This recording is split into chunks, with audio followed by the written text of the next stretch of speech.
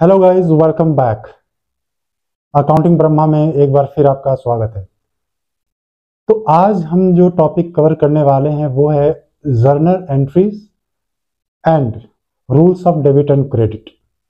तो अगर आप इस चैनल पर नए हैं तो आपसे एक बार फिर रिक्वेस्ट है कि आप प्लीज़ इस चैनल को सब्सक्राइब कर लें और ये वीडियो अंत तक देखें ताकि आपके सारे questions related to journal entry and rules of debit and credit clear हो सके। ऑलराइट, तो आज का ये टॉपिक स्टार्ट करने से पहले आपसे एक बात मैं ये कहूँगा कि आप अपने आप को इस समय बिजनेस ओनर मान लो। अगर आप बिजनेस ओनर अपने आप को मान लेते हो तो ये जो मैं आज टॉपिक बताने वाला हूँ ये बहुत इजीली आपको अंडरस्टैंड होगा। आपकी अंडरस्टैंडिंग बहुत ही अच्छी बनेगी अगर आप अपने आप को एक बिजनेस ओनर मान लेते हैं। ठीक है, तो चलिए स्टार्ट करते हैं। तो rules to record journal entries. Okay, तो पहले हम जानेंगे कि जर्नल एंट्री क्या होती है। तो मैं बताऊं कि जैसे कि मैंने कहा कि आपको अपने आप को एक बिजनेसमैन मानना है कि आपका एक खुद का एक बिजनेस है। तो ऐसे समझते हैं, आपका बिजनेस है, उसमें डेली बहुत सारे ट्रांजैक्शंस होंगे। ठीक है, ट्रांजैक्शंस किस तरह के होंगे?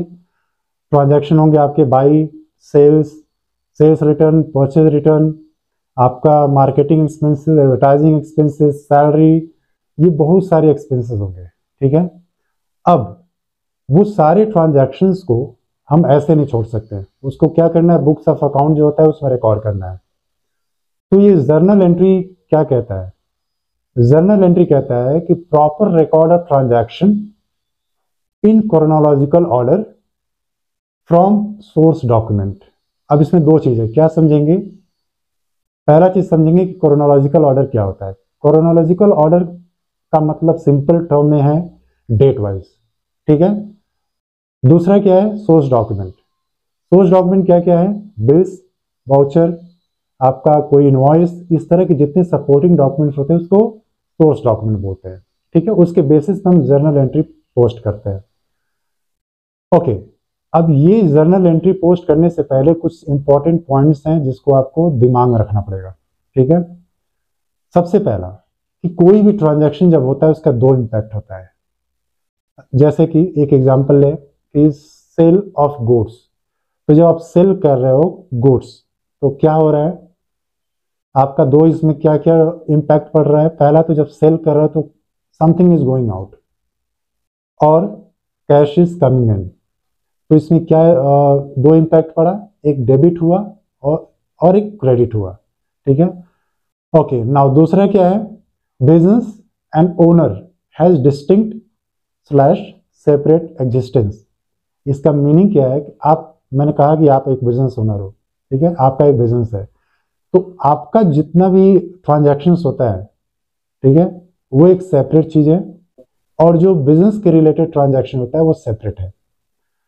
आपका कोई भी, अगर आप पर्सनल चीज़ों के लिए अगर आप कोई ट्रांजैक्शन करते हो, जैसे कि ड्राइंग्स होता है जब पर्सनल चीज़ें कोई चीज़ों के लिए जब पैसा लेता है एक बिजनेस ओनर, तो अगर आप सपोज करते हैं कि अगर आपने क्या किया कि अपने पर्सनल यूज़ के, जैसे कि फ्यूल एक्सपेंस, अपने कार के लिए आपने कुछ पैसा लिया कंपनी से पेट्रोल भराने के लिए, वो एक पर्सनल खर्च हो गया आपका। आपने अपने फैमिली में कुछ एक्सपेंस करने के लिए, जैसे कि पार्टी करने के लिए आपने पैसा लिया, वो पर्सनल एक्सपेंस है। तो ये जो अकाउंट्स आप खुद मेंटेन कर सकते हो, इसको कंपनी का अकाउंट में रिकॉर्ड करने की जरूरत नहीं है। ठीक है, और कहाँ पर रिकॉर्ड होगा? ड्राइंग्स में होगा। अब बिजनेस का जो ट्रांजैक्शन होता है वो क्या होता है? वो सेपरेट मेंटेन किया जाता है बुक्स ऑफ अकाउंट में, जो हम सारा आजकल कवर करते हैं अपने वीडियोज में। ना तीसरा क्या है कि only business transaction has to be recorded. जैसा कि मैंने सेकंड पॉइंट में बोला कि सिर्फ बिजनेस ट्रांजैक्शन को ही रिकॉर्ड करना है बुक्स ऑफ अकाउंट में। तो बढ़ते हैं आगे। नेक्स्ट है rules to record journal entry. क्या क्या रूल्स हमको फॉलो करना है ये जर्नल एंट्री को पोस्ट करने के लिए? तो बेसिकली तीन इसमें रूल होते हैं जिसको हम गोल्डन रूल ऑफ अकाउंट कहते हैं। पहला है रियल अकाउंट, जो बेसिकली असेट से रिलेटेड होता है। इसमें debit what comes in, credit what goes out. दूसरा होता है पर्सनल अकाउंट, जो पर्सन से रिलेटेड होता है। पर्सन जो होता है वो दो तरह का होता है। पर्सन एक नेचुरल पर्सन हो गया और दूसरा आर्टिफिशियल पर्सन। इसमें डेबिट क्या होगा? रिसीवर होगा, और क्रेडिट जो होगा वो गिवर होगा। तीसरा क्या है? Nominal account. ये रिलेटेड टू होता है एक्सपेंस एंड इनकम से। तो इसमें डेबिट क्या होगा, ऑल एक्सपेंसेस एंड लॉसेस, और क्रेडिट में आएगा और इनकम एंड गेन्स। अब इसको डिटेल में समझते हैं, प्रैक्टिकली समझते हैं, ठीक है। तो अभी तक जो मैंने बताया वो समझ में आया, चीजें आ गया, ओके। आगे बढ़ते हैं। Format of recording transaction. अब ये जर्नल एंट्री जो होती है, इसको जो रिकॉर्ड करने का जो प्रोसीजर है, उसमें कौन सा फॉर्मेट हम फॉलो करते हैं। तो फॉर्मेट आपके सामने है, ये आप देख सकते हैं। इसमें क्या कहते हैं, पहला जो होता है वो डेट होता है कॉलम, दूसरा कॉलम पर्टिकुलर्स। पर्टिकुलर्स मतलब कि जो ट्रांजैक्शन का एक शॉर्ट फॉर्म लिखते हैं इसमें, ठीक है, जो भी ट्रांजैक्शन हो रहा है। एलएफ क्या होता है, इसको बताता हूँ आगे। डेबिट, जो डेबिट अमाउंट है, क्रेडिट, जो क्रेडिट अमाउंट है, उसको डालते हैं। एलएफ क्या होता है, वो लेजर फोलियो कहते हैं इसको। ये बेसिकली पेज नंबर होता है on which particular account is posted in laser book.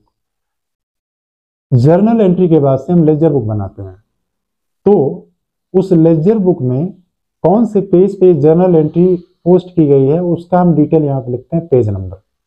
Okay, now narration क्या होता है, शॉर्ट एक्सप्लेनेशन ऑफ ट्रांजैक्शन, ठीक है। ये अभी आगे में काम आएगा, इसके लिए मैंने इसको एक्सप्लेन कर दिया। तो चलते हैं नेक्स्ट समझते हैं कि आगे में इसको कैसे हम रिकॉर्डिंग करते हैं। अब हम लोग समझेंगे वन बाय वन एग्जांपल के थ्रू कि ये जो रूल्स हैं वो कैसे वर्कआउट करता है। तो पहला जो मैंने रूल लिया है वो है पर्सनल अकाउंट। तो let's see example number 1, paid cash to Madan ₹5000। अब डेट मैंने ऐसे ही रैंडम डेट ले लिया है, 1 जून, ठीक है। अब इसमें पेड कैश टू मोहन ₹5000 में आपको देखना है कि इसमें अकाउंट क्या क्या इन्वॉल्व है। तो सबसे पहले, जैसा कि हम बात कर रहे हैं पर्सनल अकाउंट की, तो इसमें पर्सन कौन है, मोहन। और इसमें क्या हो रहा है, आप कैश पे कर रहे हैं, ठीक है। तो दूसरा क्या है इसमें, अकाउंट कैश। अब इसकी एंट्री पोस्ट करने से पहले एक चीज और बता दूं आपको। जैसा कि मैं डिस्कस कर रहा हूं पर्सनल अकाउंट, तो एक पर्सन आ गया। अब एक एंट्री तो इसकी ये हो गई, एक अकाउंट इसका ये हो गया। दूसरा, ये जरूरी नहीं कि ये पर्सन से ही रिलेटेड हो, ये आपका नॉमिनल अकाउंट भी हो सकता है, आपका रियल अकाउंट भी हो सकता है। तो जैसे कि इसमें पेड कैश टू मोहन ₹5000, इसमें दो अकाउंट जो मैंने बताया वो है मोहन अकाउंट और दूसरा है कैश अकाउंट। तो मोहन अकाउंट, जैसा कि पर्सनल अकाउंट कहता है कि डेबिट रिसीवर, क्रेडिट गिवर। तो we are paying cash to Mohan, तो कैश कौन रिसीव कर रहा है, मोहन रिसीव कर रहा है, इसलिए मोहन अकाउंट डेबिट होगा, ठीक है, क्योंकि ये रिसीवर है। पर्सनल अकाउंट में रिसीवर डेबिट होता है, तो मोहन अकाउंट डेबिट। और रियल अकाउंट क्या कहता है, व्हाट गोज आउट। जब आप बिजनेस ओनर हो, ठीक है, आप कैश पे कर रहे हो मोहन को, तो कैश इज गोइंग आउट, तो what goes out real account कहता है, तो कैश अकाउंट क्रेडिट में आएगा। 5000 डेबिट हुआ आपका, 5000 क्रेडिट हुआ, ठीक है। अब इसका नरेशन क्या होगा। अब ये हम नरेशन क्यों लिखते हैं, बेसिकली नरेशन हम इसलिए लिखते हैं ताकि हमको ये पता चल सके एग्जैक्टली ट्रांजैक्शन हुआ क्या है। एक शॉर्ट फॉर्म में लिखते हैं, ठीक है, और ये बीइंग से स्टार्ट होता है, ठीक है। तो इसका नरेशन हम लिखेंगे being cash paid to Mohan. Alright, now second example लेते हैं, कैश रिसीव्ड फ्रॉम मोहन ₹5000। अब हमने पहले तो कैश पे किया था, अब उसी से हम कैश रिसीव कर रहे हैं, उसी सेम बंदे से हम कैश रिसीव कर रहे हैं। तो बिल्कुल क्लियर है, एंट्री जो होगी वो अपोजिट होगी। अभी क्या हो रहा है कि इसमें भी दो अकाउंट इन्वॉल्व है, रियल अकाउंट और पर्सनल अकाउंट। पर्सनल अकाउंट कौन सा हो गया, मोहन। रियल अकाउंट क्या हो गया, cash, what comes in. Alright, तो इसमें एंट्री क्या हो जाएगी, व्हाट कम्स इन, डेबिट कहता है रियल अकाउंट का, तो इसके लिए ये कैश जो होगा वो डेबिट में आएगा। और who is giver, personal account, credit giver, who is giver, Mohan. तो cash account debit 5000 and to Mohan account credit 5000। अब यहां पे नरेशन क्या होगा, being cash receipt from Mohan. तो क्लियर है यहां तक, आगे बढ़ते हैं। तो अब देखते हैं रियल अकाउंट का example. Furniture purchased from XYZ limited and paid ₹10,000। अब इसमें क्या हो रहा है कि हम फर्नीचर परचेज कर रहे हैं और पे कर रहे हैं ₹10,000। इसमें क्या दो अकाउंट इन्वॉल्व है?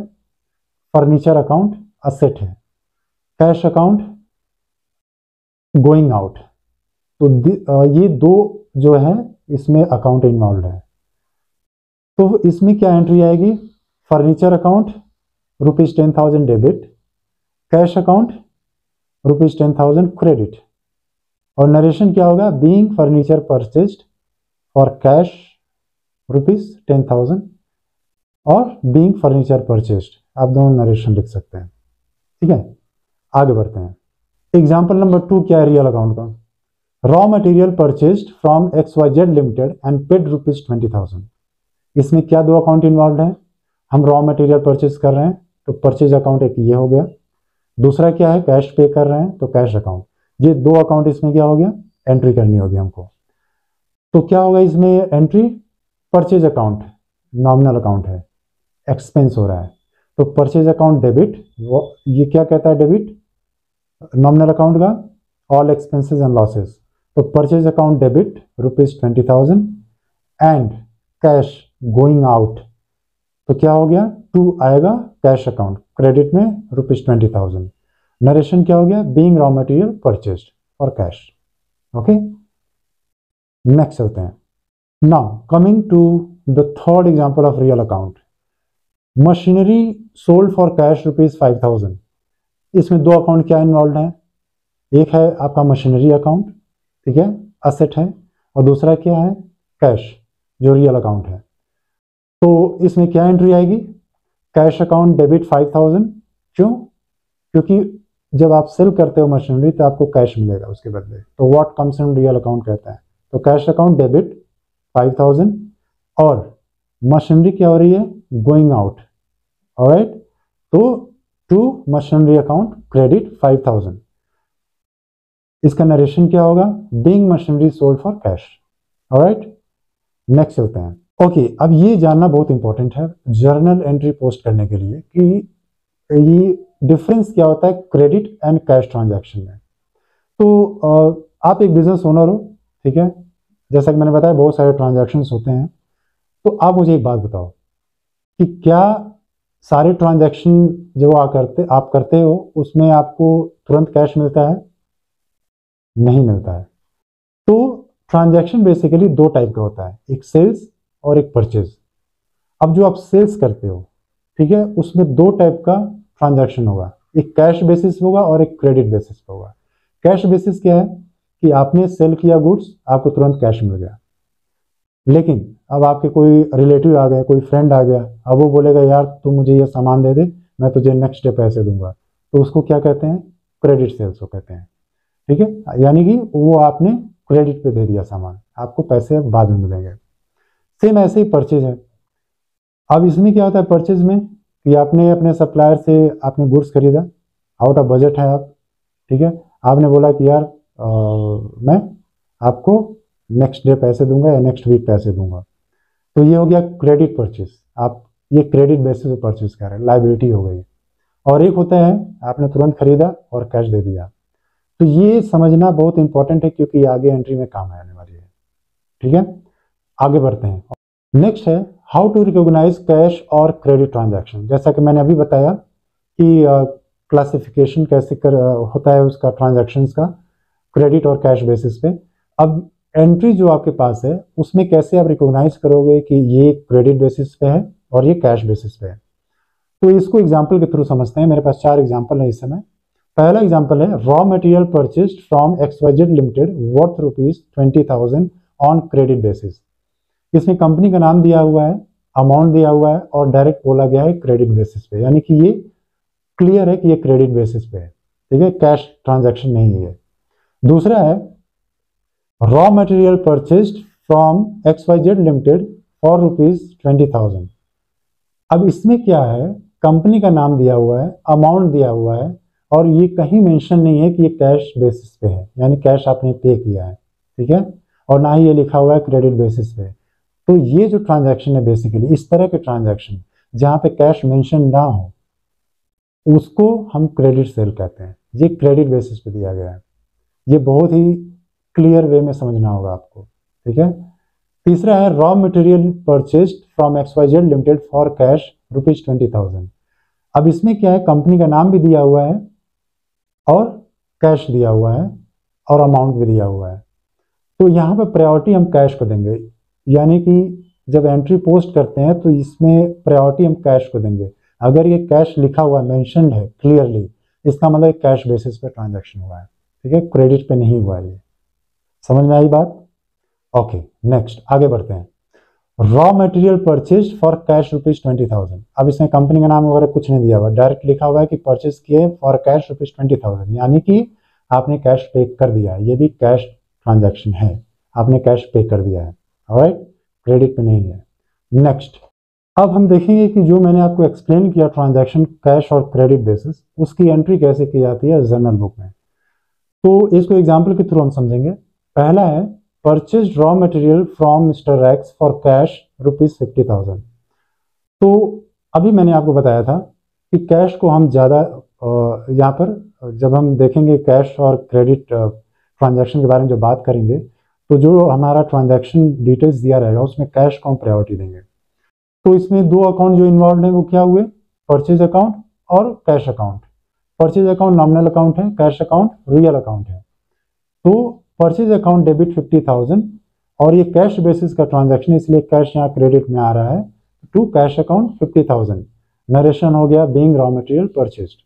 अब दूसरा एग्जांपल क्या है, purchase raw materials from mister x for ₹50,000। अब इसमें आप देखोगे कि इसमें कहीं भी कैश मेंशन नहीं है। इसका मतलब क्या हुआ, ये क्रेडिट पे परचेज किया गया है। तो इसमें दो अकाउंट क्या हो गए, परचेज अकाउंट और मिस्टर एक्स अकाउंट। अच्छा, मिस्टर एक्स अकाउंट क्यों होगा, क्योंकि ये पर्सन है और पर्सनल अकाउंट क्या कहता है, डेबिट रिसीवर क्रेडिट गिवर। तो यहाँ पे जो रॉ मटेरियल गिवर कौन है, मिस्टर एक्स है। तो इसकी एंट्री क्या हो गई, purchase account nominal account debit 50,000, mister x personal account credit 50,000।